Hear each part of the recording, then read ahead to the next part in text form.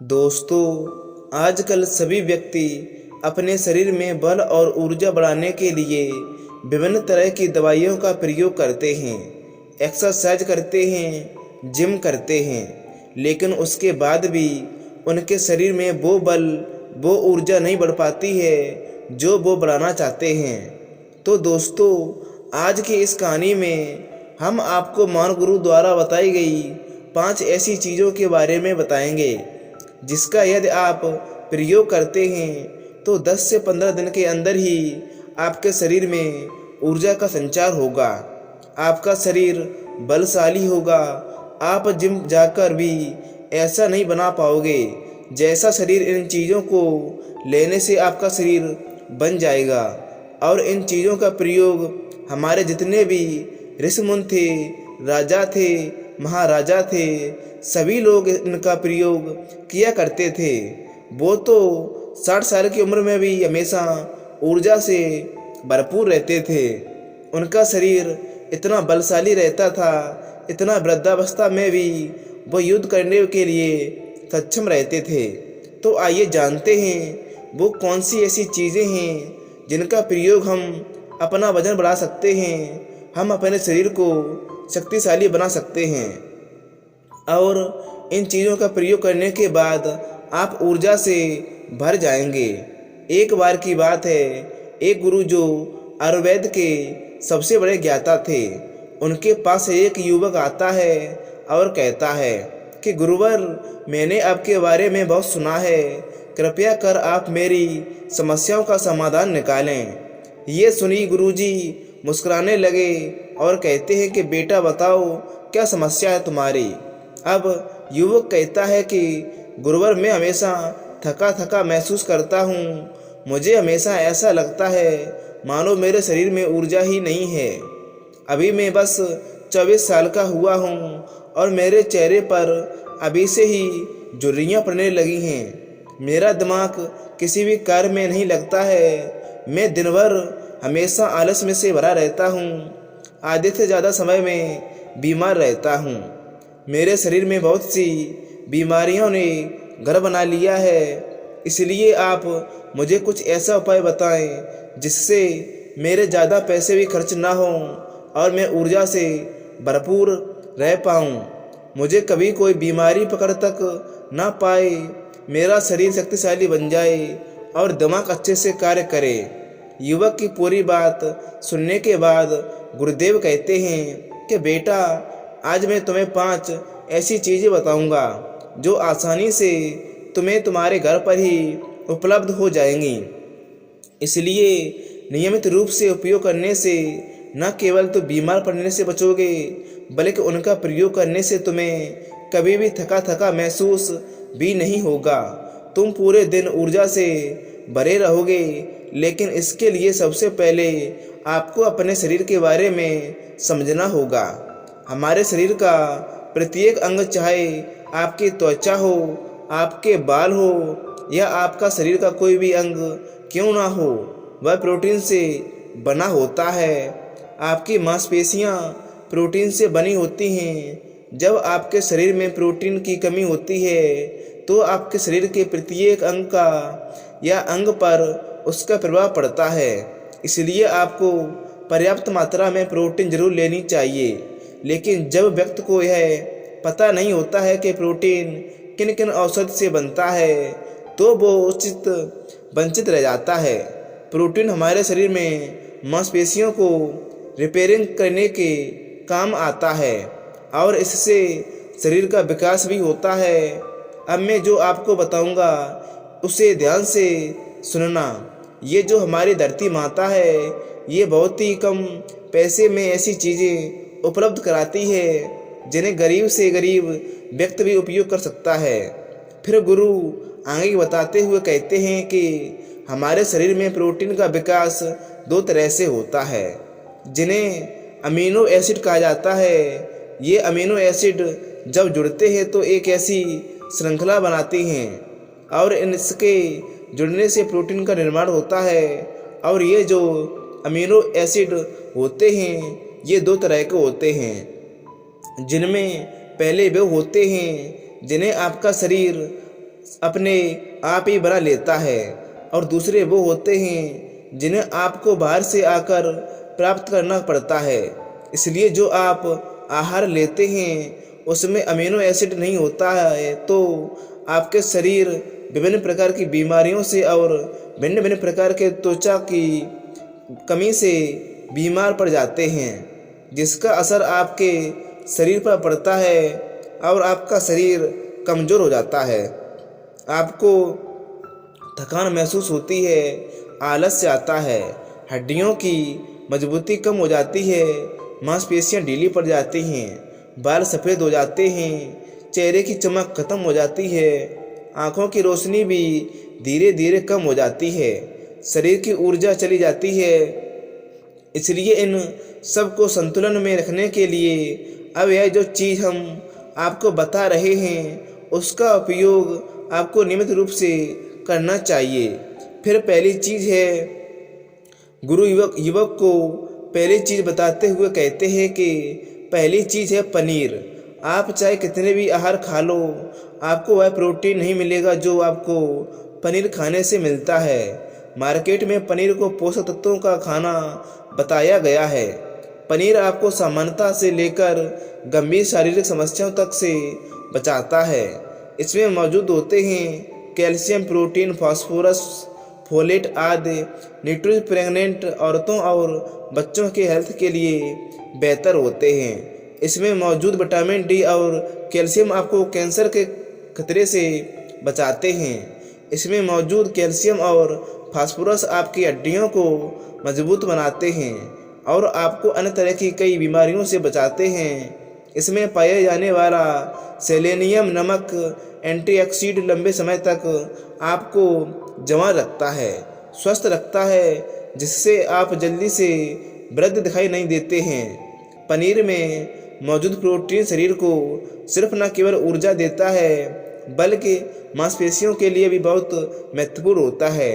ये आपकी मांसपेशियों को मजबूत बनाता है, साथ ही प्रोटीन वजन को संतुलित रखने में भी सहायक होता है।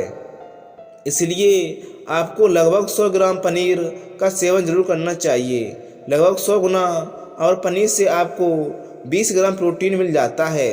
साथ ही साथ आप पनीर का प्रयोग कच्चा भी कर सकते हैं या फिर गाय के घी में मिलाकर भी इसका इस्तेमाल कर सकते हैं या फिर इसे सब्जी में डालकर भी प्रयोग कर सकते हैं।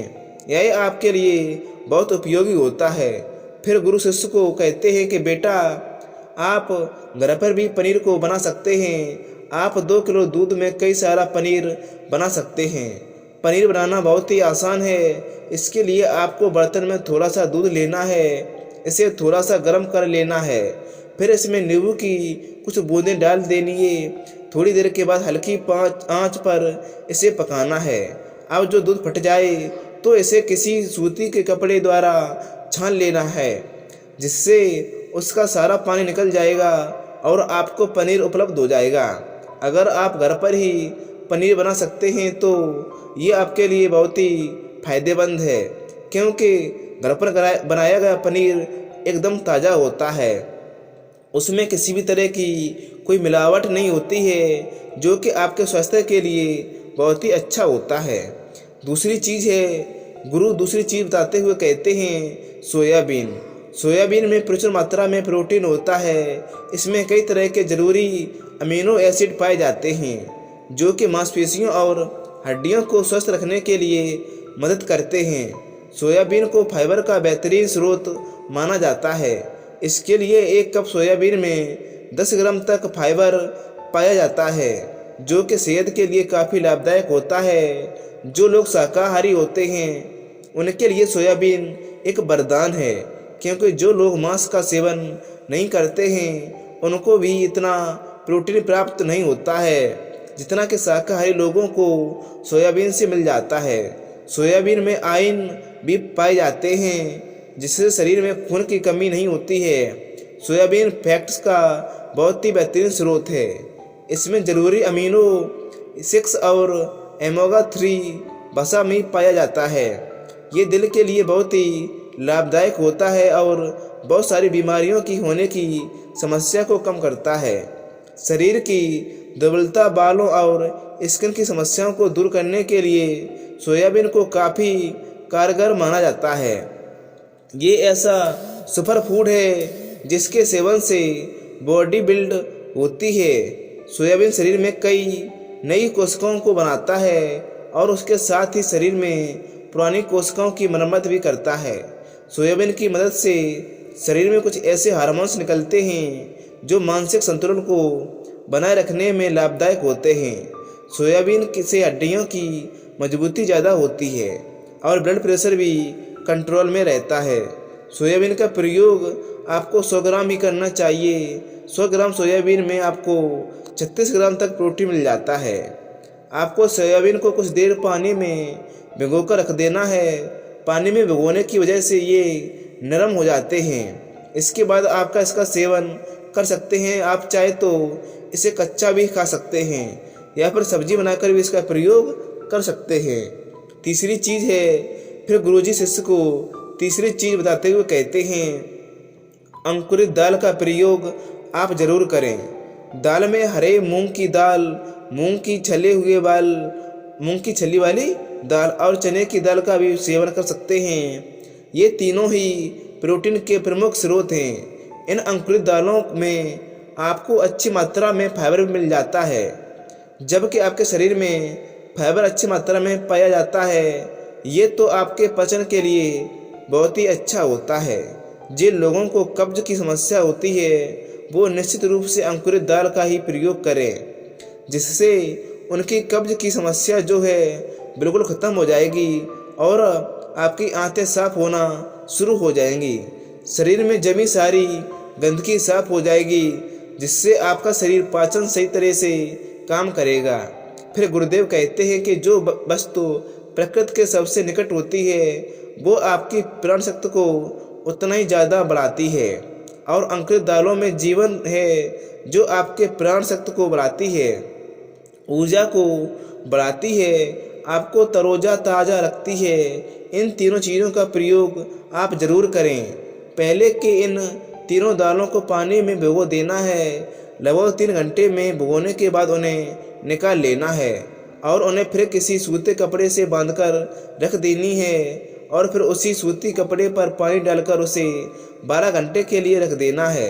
12 घंटे के दौरान जब 6 घंटे पूरे हो जाए तब आपको एक बार फिर उस पानी में डाल देना है, जिससे उस पर पानी बना रहे। उसके 12 घंटे के बाद अब आप देखेंगे कि मूंग और चने की दाल अंकुरित हो जाएगी। इसके बाद आप चाहे तो इसे कच्चा खा सकते हैं या फिर थोड़ा सा नींबू, थोड़ा सा टमाटर, खीरा आदि मिलाकर इसका सेवन कर सकते हैं। चौथी चीज़ है, फिर गुरुजी चौथी चीज़ बताते हुए कहते हैं कि आप भुना हुआ चना आदि का सेवन भी कर सकते हैं, क्योंकि इसमें भरपूर मात्रा भी विटामिन होता है। इसका 2 तरह से प्रयोग कर सकते हैं। एक तरीका तो यही है कि आप चने का सेवन ऐसे ही कर लें और दूसरा तरीका यह है कि आप इसे मोटा पिसवा कर इसे पानी में मिलाकर और थोड़ी सी खंड डालकर आप इसे पी सकते हैं। इससे आपके शरीर को ऊर्जा मिलती है। 100 ग्राम की मात्रा में चने लेने से आपको 16 ग्राम तक प्रोटीन मिलता है। भुना हुआ चना आपके दिमाग के फंक्शन के लिए बहुत ही महत्वपूर्ण है। इससे आपका दिमाग बहुत ही अच्छे तरीके से कार्य करता है, जिससे आपके निर्णय लेने में कोई परेशानी नहीं होती है। इसके साथ ही ये आपके बालों के लिए भी बहुत अच्छा है, आपकी स्किन के लिए भी बहुत उपयोगी है। भुने हुए चने में मैग्नीज, फोलेट, फास्फोरस और तांबे का भी एक अच्छा स्रोत होता है, जो हमारे हृदय को स्वस्थ रखने के लिए लाभकारी होता है। और इसमें मौजूद फास्फोरस विशेष रूप से हमारे शरीर के लिए बहुत बढ़िया है और यही वजह है कि इसके लिए नियमित सेवन खून करने में जमे गंदगी को बाहर निकालता है। ध्यान रहे, इन गंदे पदार्थ की वजह से नसों में ब्लॉकेट हो जाती हैं, जिससे आपको दिल के कई सारे रोग, थायराइड, हार्ट अटैक आदि हो जाते हैं।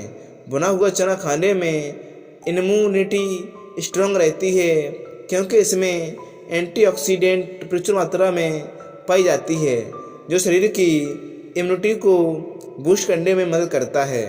खासतौर पर ठंड के समय में इम्यूनिटी को मजबूत रखने बहुत ही ज़रूरी होता है।